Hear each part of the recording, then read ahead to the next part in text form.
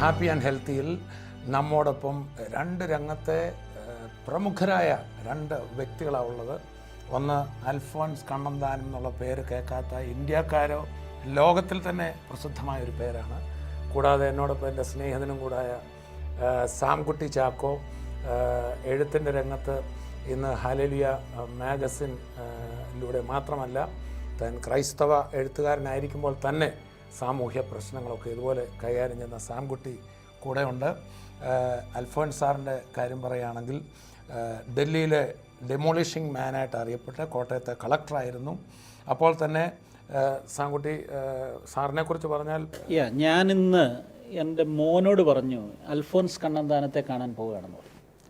അപ്പോൾ മോന് ആളെ അറിയത്തില്ല. ഞാൻ അവന് മനസ്സിലാക്കാൻ വേണ്ടി പറഞ്ഞു കൊടുത്ത ഒരു കാര്യം, കേജ്രിവാൾ ഡൽഹിയിൽ ഒരു ചൂലും കൊണ്ട് വൃത്തിയാക്കാൻ ഇറങ്ങിയിരിക്കുക. അതിന് പതിറ്റാണ്ടുകൾക്ക് മുമ്പ്, ഒരു പതിറ്റാണ്ട് മുമ്പ് ബുൾഡോസറും കൊണ്ട് ഡൽഹിയെ വൃത്തിയാക്കാൻ ഇറങ്ങിയ മനുഷ്യനെ കാണാൻ പോവുകയാണ്. അപ്പോൾ തന്നെ ഒരു SSLCക്ക് ഒരു സാധാരണ മാർക്ക് വാങ്ങി നമ്മുടെ മണിമല സാധാരണയിൽ താഴെ, അതായത് അതിലും എനിക്ക് എത്ര മാർക്കാണെന്ന് അറിയാം? 42%. പക്ഷെ ഞാൻ പരീക്ഷ എഴുതാൻ ചെന്നപ്പോഴേ ഹെഡ് മാസ്റ്റർ പറഞ്ഞു, ഇവൻ ഈ സ്കൂൾ കണ്ടിരിക്കുന്നതിൽ ഏറ്റവും വലിയ മണ്ടന, പരീക്ഷ എഴുതിയാൽ ജയിക്കുക. സാർ, ഞാൻ ഇടയ്ക്കൊന്ന് കയറിക്കോട്ടെ. അതുകൊണ്ട് തന്നെയാണ് ഇന്ന് ഹാപ്പി ആൻഡ് ഹെൽത്തിയിൽ സാർ പറയുന്ന വാക്കുകൾ എന്നെ കേൾക്കുന്ന മുഴുവൻ വിദ്യാർത്ഥികൾക്കും ഒരു വലിയ ബൂസ്റ്റ് ആയിരിക്കും. നിങ്ങളുടെ ജീവിതം മാറി മറിയും, ആരും പരാജിതരല്ല, നിങ്ങളുടെ ജീവിതം തകർന്നിട്ടില്ല. സാറിനോട് ഒത്തിരി കാര്യങ്ങൾ സാംകുട്ടിയും കൂടെ സംസാരിക്കും. കാരണം സാംകുട്ടിയും കൂടെ പറയുമ്പോൾ അദ്ദേഹത്തിലുള്ള എന്താണോ നമ്മുടെ ഈ ചെറുപ്പക്കാർക്ക് ഒത്തിരി പേർക്ക് കിട്ടാനുള്ളതുകൊണ്ട് അത് പറയണം. അപ്പോൾ ഞാൻ പരീക്ഷാ ഫോമൊക്കെ SLC പരീക്ഷാ ഫോമൊക്കെ പൂരിപ്പിച്ച് ഓഫീസിൽ വന്നപ്പോൾ ഹെഡ് മാസ്റ്ററെ കാണാൻ പറഞ്ഞു. ഹെഡ് മാസ്റ്ററെ കണ്ടപ്പോൾ ഹെഡ് മാസ്റ്റർ പറഞ്ഞേ, നീ ഈ സ്കൂൾ കണ്ടിരിക്കുന്നതിൽ ഏറ്റവും വലിയ മണ്ടന.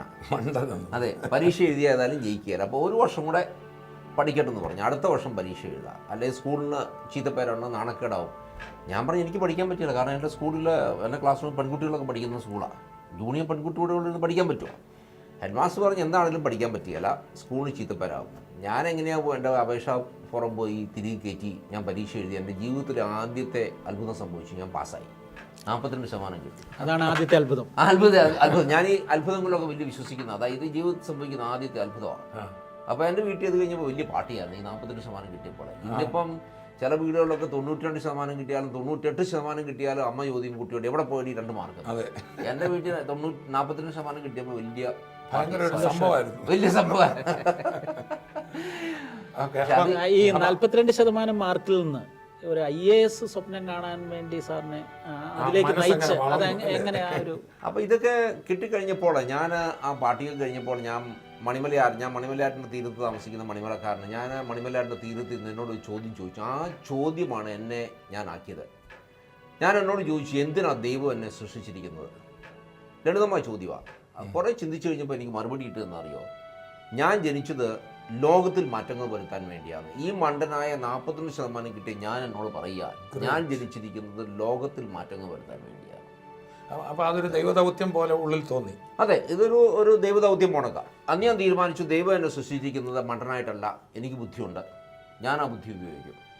ഞാൻ എല്ലാ ക്ലാസ്സിലും ഞാൻ ടോപ്പറാകാൻ തുടങ്ങി. അത് ഒരു ദിവസം രാവിലെ എഴുന്നേറ്റപ്പോൾ ഞാൻ ടോപ്പറാകാൻ തുടങ്ങിയല്ല കേട്ടോ. ഞാൻ ഡിക്ഷണറി എടുത്ത് ഞാൻ പഠിച്ച മലയാളം മീഡിയം സ്കൂളിലാണ്, ഇംഗ്ലീഷ് എടുക്കുന്തോ അറിയത്തില്ല. ഞാനിപ്പോൾ തീരുമാനിച്ചു ലോകത്തിൽ മാറ്റം വരുത്തണമെങ്കിൽ ഇംഗ്ലീഷ് പഠിക്കണം. ഡിക്ഷണറി എടുത്ത് എല്ലാ ദിവസവും 25 പേജ് പഠിക്കാൻ തുടങ്ങി. മലയാളം മീഡിയം സ്കൂളിലാണ് സാർ? അതെ, മലയാളം മീഡിയം സ്കൂളിൽ വൈദ്യുതി ഇല്ലാത്ത ഒരു ഗ്രാമത്തിലെ ഒരു വളരെ രസകരമായ ഒരു കാര്യം കൂടിയുണ്ട് സാറിൻ്റെ ലൈഫിൽ. SLCക്ക് പഠിക്കുമ്പോഴാണ്, അല്ലെങ്കിൽ SLC പാസ്സായ സമയത്താണ് ആദ്യമായിട്ട് ചെരുപ്പിടുന്നത്. ആ കാലങ്ങളിൽ ചെരുപ്പ് ഉപയോഗിക്കുന്നവരൊക്കെ കുറവാണ്. ഞങ്ങളുടെ സ്കൂളിൽ ആർക്കും ചെരുപ്പില്ല. 1200 പിള്ളേർ, എനിക്ക് മാത്രമേ ചെരുപ്പുള്ളായിരുന്നു. അപ്പോൾ ഞാൻ ഈ ഡിക്ഷണറി എടുത്ത് പഠിക്കാൻ തുടങ്ങി. എന്നിട്ട് ഞാൻ എല്ലാ ദിവസവും കണ്ണാടിയുടെ മുമ്പിൽ ഞാൻ 1 മണിക്കൂർ കൊഞ്ഞനം കാണിക്കുമായിരുന്നു. ഞാൻ തീരുമാനിച്ചു, ഞാൻ ഇംഗ്ലീഷ് ഭാഷ സംസാരിക്കുകയാണെങ്കിൽ ലോകത്തിലെല്ലാവർക്കും മനസ്സിലാകത്തക്കവണ്ണമുള്ള ഇംഗ്ലീഷ് സംസാരിക്കുമെന്ന്. 1 മണിക്കൂർ കണ്ണാടിയിൽ മുമ്പിൽ കൊഞ്ഞനം കാണിക്കുമായിരുന്നു. പിന്നെ ഇങ്ങനെ ഇംഗ്ലീഷ് പഠിച്ചു. അത് കഴിഞ്ഞ് കുറേ ഇംഗ്ലീഷൊക്കെ പഠിച്ചു, നല്ലോണം എഴുതാനൊക്കെ പഠിച്ചു കഴിഞ്ഞപ്പോൾ ഈ ബൈബിളിലും ഞങ്ങൾ പ്രസംഗവും പറയും, നിങ്ങൾ എന്താവും നിങ്ങൾ കൺഫസ് ചെയ്യണം, നിങ്ങൾ വാഗൊണ്ട് നിങ്ങൾ പറയണം, നിങ്ങളുടെ വിശ്വാസം പ്രഖ്യാപിക്കണം. വാസ്തവത്തിൽ സാറ് തന്നെയാണ് ചെയ്തല്ലേ? ഇതൊക്കെ നമ്മൾ മനസ്സുകൊണ്ട് പറഞ്ഞുകൊണ്ടിരിക്കണം, ഞാൻ ഇന്നതാവും, എനിക്കിന്നതാകാൻ സാധിക്കും എന്ന് പറഞ്ഞുകൊണ്ടിരിക്കണം. പിന്നെ നമ്മൾ വാഗൊണ്ട് പറയുകയും വേണം. ഇത് റിപ്പീറ്റ് ചെയ്യണം. ഞാൻ എല്ലാ ദിവസവും എപ്പോഴും പറഞ്ഞുകൊണ്ടിരിക്കും എനിക്ക് ബുദ്ധിയുണ്ട്, എനിക്ക് കഴിവുണ്ട്, ഞാൻ മണ്ടനല്ല, എനിക്കിത് ചെയ്യാൻ സാധിക്കും. പിന്നെ വാക്കുകൾ നമ്മളത് പറഞ്ഞുകൊണ്ടിരിക്കണം. അപ്പോൾ കുറേ പിന്നെ ഞാനിത് പുസ്തകങ്ങളൊക്കെ എടുത്ത് വായിക്കാൻ തുടങ്ങി. പിന്നെ അതുകൊണ്ടൊക്കെ ഞാൻ എൻ്റെ ഭാഷയിൽ തന്നെ എഴുതാൻ തുടങ്ങി. കുറച്ച് വായിച്ചു കഴിഞ്ഞപ്പോൾ ഇംഗ്ലീഷൊക്കെ കുറേ പറയാൻ പഠിച്ചു കഴിഞ്ഞപ്പോൾ ഞാൻ തീരുമാനിച്ചു എനിക്കൊരു പ്രസംഗിയാനാണോ എന്ന്. വലിയ ആഗ്രഹങ്ങളാണ്. അപ്പോൾ ഞാനൊരു മുറിയിൽ അടച്ചുകൂടി ഞാൻ ഭിത്തിയോട് സംസാരിച്ചു 6 മാസം. ഇതൊക്കെ ചെറിയ വട്ടുകളാണ് കേട്ടോ. ഇതൊക്കെ ചെയ്യാനുള്ള ധൈര്യം ഉണ്ടെങ്കിൽ മാത്രമേ നമുക്ക് എവിടെയെങ്കിലും എത്താൻ പറ്റുള്ളൂ. നമ്മൾ ഇന്നതാകണമെന്ന് വിചാരിച്ചിട്ട് പോയി കിടന്നുറങ്ങി നടക്കുകയില്ല.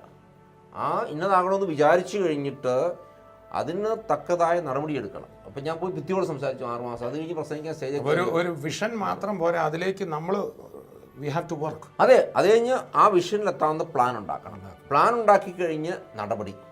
ഈ 2-3 കാര്യങ്ങൾ. ഒന്നാമതൊരു സ്വപ്നം ഉണ്ടാകണം, രണ്ടാമത് ആ സ്വപ്നത്തിലേക്ക് എത്താനുള്ള പ്ലാൻ ഉണ്ടാകണം, മൂന്നാമത് നടപടി ക്രിയേറ്റ് ചെയ്യണം. അതെ, ചെയ്യണം. എങ്കിൽ മാത്രമേ നമ്മുടെ അവിടെ എത്തുള്ളൂ. അപ്പോൾ ഞാൻ ഈ സ്റ്റേജിൽ കയറി ഒന്ന് ആദ്യം പ്രസംഗിക്കാൻ ആദ്യം പിള്ളേർ പോകാൻ തുടങ്ങി. പിന്നെ എനിക്കൊരു കടലാസ് കൊണ്ട് കയറി കിട്ടി. അത് കഴിഞ്ഞ് ഷൂസ് കൊണ്ട് കയറി കിട്ടി. ഞാൻ പ്രസംഗം നിർത്തിയപ്പോൾ 250 ഷൂസ് ഉണ്ടായിരുന്നു സ്റ്റേജിൽ. സാധാരണ എല്ലാവരും ചെയ്യുന്നതന്നെ ഒരു ഷൂസ് കൊണ്ട് കയറി കിട്ടുമ്പോൾ തന്നെ ഓടും അല്ലേ. ഞാൻ അവിടെ നിന്ന് പ്രസംഗിച്ചു. ഞാൻ 250 ഷൂസ് എൻ്റെ കയറി കിട്ടിയപ്പോഴും അത് കഴിഞ്ഞപ്പോൾ ഞാൻ തീരുമാനിച്ചു ഞാൻ തിരിച്ചിവിടെ വരും. ഒരു ദിവസം ഞാൻ പ്രസംഗിക്കും, ഞാൻ സമ്മാനം മേടിക്കും. സാർ പഠിച്ച സ്കൂളിൽ പ്രസംഗിച്ച അല്ലല്ല, ഇത് അത് കഴിഞ്ഞ് കോളേജിൽ പോയി കഴിഞ്ഞിട്ട്. അത് കഴിഞ്ഞിട്ട് ഞാൻ തിരിച്ച് 3 മാസം കഴിഞ്ഞ് ഞാൻ പ്രസംഗിക്കാൻ സ്റ്റേജിൽ കയറി വന്നു. അത്ഭുതം സംഭവിച്ചു. എന്നാണെന്നറിയോ? കയറി കിട്ടിയില്ല. വലിയ അത്ഭുതമാണ്. അത് കഴിഞ്ഞ പ്രസംഗത്തിൽ എനിക്ക് 250 ഷൂസ് കൊണ്ട് കയറി കിട്ടിയപ്പോൾ ഈ പ്രസംഗത്തിൽ എനിക്ക് കയറി കിട്ടിയില്ല. കാരണം തിരിച്ച് ഞാൻ പോയി പിന്നെയും പ്രസംഗിച്ചു. അത് കഴിഞ്ഞ് ഞാൻ ഓൾ ഇന്ത്യ ഇന്റർ യൂണിവേഴ്സിറ്റി പ്രസംഗ മത്സരത്തിൽ ഏതാണ്ട് 1 വർഷം കഴിയുമ്പോൾ ഞാൻ 3 വർഷം ഞാൻ ഒന്നാമനായിട്ട് വന്നു. ഇന്ത്യയിലെ ഏറ്റവും നല്ല പ്രസംഗിയാണ് ഇംഗ്ലീഷ് ഭാഷ. അപ്പോൾ പറയുന്നത് എന്താ? അപ്പോൾ ഈ നമ്മളൊക്കെ പറയല്ലേ പിള്ളേരോട്, ഓ ഈ കുട്ടിക്ക് ഒത്തിരി കഴിവുണ്ട്. ഇതൊക്കെ ചുമ്മാ പറയുന്നത്. ദൈവം നമ്മളെ എല്ലാം സൃഷ്ടിച്ചിരിക്കുന്നത് എല്ലാ കഴിയും, ധാരാളം കഴിയും വെച്ച് നമ്മളിതൊക്കെ കണ്ടുപിടിക്കണം. അതിന് കണ്ടുപിടിച്ച് എന്താ ആകണമെന്ന് ആഗ്രഹിച്ച് അതിലെത്താൻ വേണ്ടിയുള്ള വലിയ ആഗ്രഹം ഉണ്ടാകണം. ആഗ്രഹത്തിൽ നടപടി ഉണ്ടാകണം. അല്ലാതെ ആഗ്രഹം ഉണ്ടായാ എനിക്കിതാകണമെന്ന് ആഗ്രഹം ഉണ്ടാകും, ഒന്ന് ട്രൈ ചെയ്യാം, അത് കഴിഞ്ഞിട്ട് അങ്ങ് വിട്ടേക്കാം. ഇല്ലില്ല, നമ്മൾ അതുപോലെ കഠിനാധ്വാനം ചെയ്താൽ നമുക്ക് എവിടെ വേണമെങ്കിലും എത്താം. ഇതൊക്കെയാണ്. അപ്പോൾ അങ്ങനെ സാർ എത്തിച്ചേർന്ന ടൈം മാസികയുടെ അല്ലേ, ടൈം മാഗസിൻ ലോകത്തെ നിയന്ത്രിക്കുവാൻ കഴിവുള്ള 100 യങ് ലീഡേഴ്സിനെ തിരഞ്ഞെടുത്തു. അതിൽ ഇന്ത്യയിൽ നിന്ന് 2 പേരാണ് ഉണ്ടായിരുന്നത്. അതിലൊന്ന് അൽഫോൻസാണ്. മറ്റേയാൾ ഇന്ത്യയിലെ ഏറ്റവും കാശുകാരൻ മുകേഷ് അംബാനി.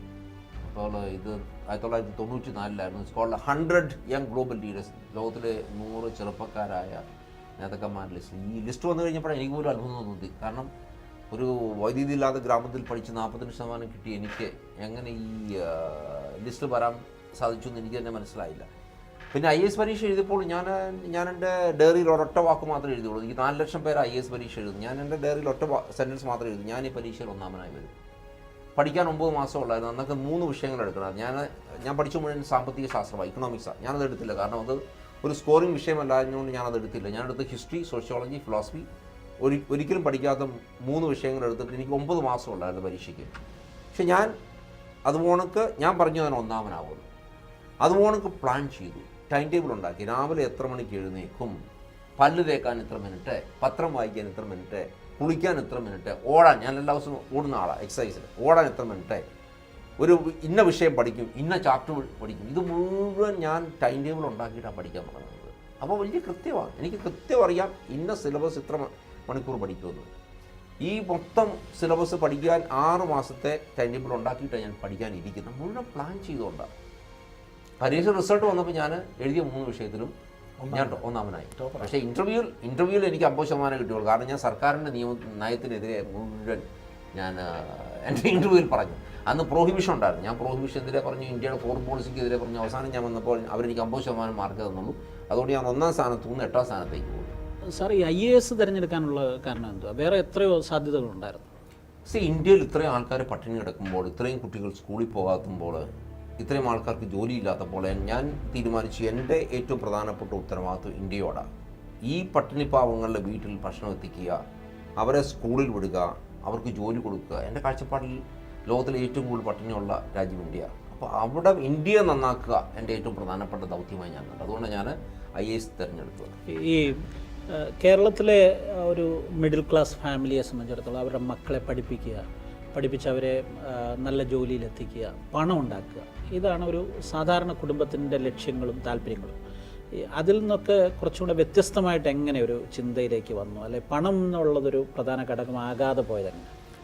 എൻ്റെ കാഴ്ചപ്പാടിലെ നമ്മുടെ കേരള കുടുംബത്തിൻ്റെ പ്രധാന പ്രശ്നം എന്ന് വെച്ചാൽ നമ്മൾ പൂജിക്കുന്ന ഏകദൈവം, നമ്മൾ ക്രിസ്ത്യാനിയാണെങ്കിലും ഹിന്ദു ആണെങ്കിലും മുസൽമാൻ ആണെങ്കിലും പൂജിക്കുന്ന ഏകദൈവം ഏതാണെന്നറിയോ? കാശാണ്.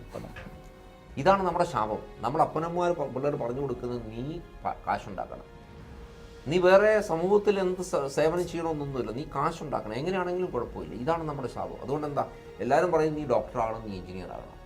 എന്തുകൊണ്ടാണ്? ഏറ്റവും കൂടുതൽ കാശുണ്ടാക്കണം. എല്ലാ കാലിബറും ഈ മണി ഓറിയൻറ്റഡാണ്. ഞാൻ എൻ്റെ പിള്ളേരോട് പറഞ്ഞു, മക്കളെ നീ എന്ത് വേണമെങ്കിലും വായിക്കൂ, പക്ഷേ നീ മാറ്റങ്ങൾ വരുത്തണം. എവിടെയാണെങ്കിലും നീ പോയി മാറ്റങ്ങൾ വരുത്തണം.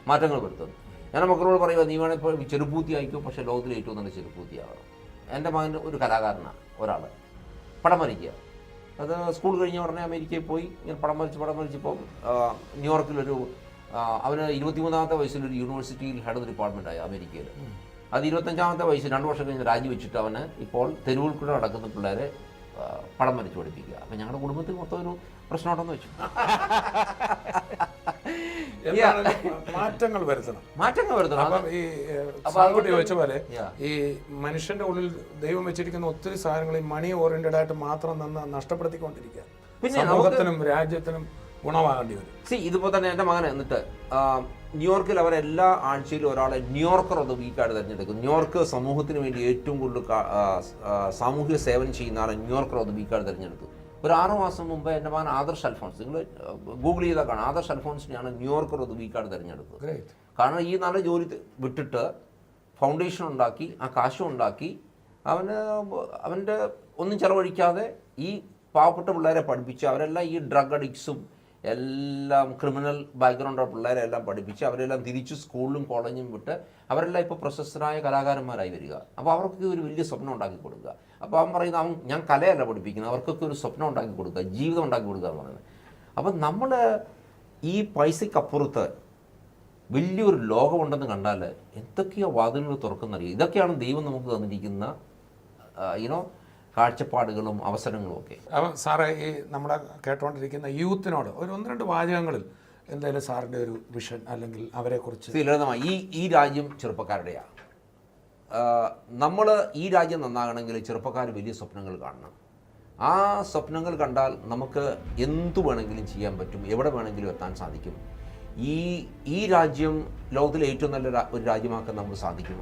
അത് സാധിക്കണമെങ്കിൽ നമ്മൾ സ്വപ്നങ്ങൾ കണ്ട ആ സ്വപ്നങ്ങൾ യാഥാർത്ഥ്യമാക്കാൻ വേണ്ടി നല്ല കഠിനാധ്വാനം ചെയ്ത് നമുക്ക് ഈ രാജ്യത്തെ അവിടെ എത്തിക്കാൻ സാധിക്കും. ഈ ബുദ്ധി എന്നൊക്കെ പറഞ്ഞാലേ ചിലർക്ക് വലിയ ബുദ്ധിയുണ്ട്, ഐക്യമുണ്ടെന്നൊക്കെ പറഞ്ഞ് വെറുതെ പറയുന്നതാണ്. ദൈവം നമ്മളെ എല്ലാവരും സൃഷ്ടിച്ചിരിക്കുന്ന നല്ല ബുദ്ധിയോടുകൂടിയാണ്, നല്ല കഴിവോടുകൂടിയാണ്. ഇതൊക്കെ എനിക്ക് ബുദ്ധിയുണ്ട്, എനിക്ക് കഴിവുണ്ട് എന്നങ്ങ് വിശ്വസിച്ചാൽ നമുക്ക് ബുദ്ധിയും കഴിവുമൊക്കെ ഉണ്ടാകും. പക്ഷേ ഈ ബുദ്ധിയും കഴിവുമൊക്കെ നമ്മളെ നല്ലവണ്ണം തെളിച്ചെടുക്കണം, അത് ഉപയോഗിക്കണം. ഇത് ഒരു കത്തി പോണക്ക, ഒരു കത്തി ഉപയോഗിച്ചില്ലെങ്കിൽ അത് വെറുതെ ഷെൽഫിൽ വെച്ചാൽ അത് തുരുമ്പടിച്ചു പോകും. നമ്മൾ ബുദ്ധിയും നമ്മുടെ കഴിവുമൊക്കെ നല്ലോണം ഉപയോഗിച്ചില്ലെങ്കിൽ അത് തുരുമ്പ് പിടിച്ചു പോകും. നമ്മളത് എല്ലാ ദിവസവും ഉപയോഗിച്ച് ഞാൻ ദൈവം തന്നിരിക്കുന്ന ഈ ബുദ്ധിയെയും ഈ കഴിവിനെയെല്ലാം ഉപയോഗിച്ച് ഈ ലോകത്തിൽ മാറ്റങ്ങൾ വരുത്തും, എനിക്ക് മാറ്റങ്ങൾ വരുത്താൻ സാധിക്കും. ദൈവം തന്നിരിക്കുന്ന ഈ നട്ടൽ ഉപയോഗിച്ച് ഞാൻ എഴുന്നേറ്റ് നിന്ന് നീതിക്ക് വേണ്ടി ഞാൻ യുദ്ധം ചെയ്യുമെന്നൊക്കെ പറഞ്ഞാലേ വലിയ മാറ്റങ്ങൾ നമുക്ക് വരുത്താൻ സാധിക്കും.